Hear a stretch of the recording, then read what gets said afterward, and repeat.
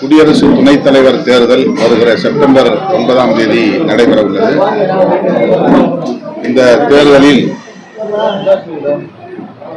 India கூட்டணியின் சார்பில் ஓய்வு பெற்ற உச்சநீதிமன்ற நீதிபதி திரு சுதர்ஷன் ரெட்டி அவர்கள் வேட்பாளராக போட்டியிடுகிறார். நாடறிந்த மனித உரிமை ஆர்வலர், அரசமைப்பு சட்டத்தின் அடிப்படை கூறுகளை பாதுகாக்க வேண்டும் என்பதில் அக்கறை உள்ளவர்,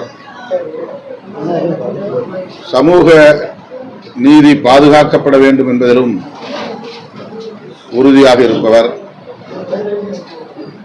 அவரை குடியரசு துணைத் தலைவராக தேர்ந்தெடுக்க வேண்டும் என்று விடுதலை சிறுத்தைகள் கட்சியின் சார்பில் மக்களவை உறுப்பினர்களுக்கும் மாநிலங்களவை உறுப்பினர்களுக்கும் நான் கடிதம் எழுதியுள்ளேன். அதிமுகவை சார்ந்த மாநிலங்களவை உறுப்பினர்களுக்கும் மின்னஞ்சல் மூலமாக அந்த கடிதம் அனுப்பப்பட்டுள்ளது. பாஜக இந்த தேர்தலை வலிந்து நம் மீது திணித்திருக்கிறது. ஏற்கனவே குடியரசு துணைத் தலைவராக இருந்தவரை கட்டாயப்படுத்தி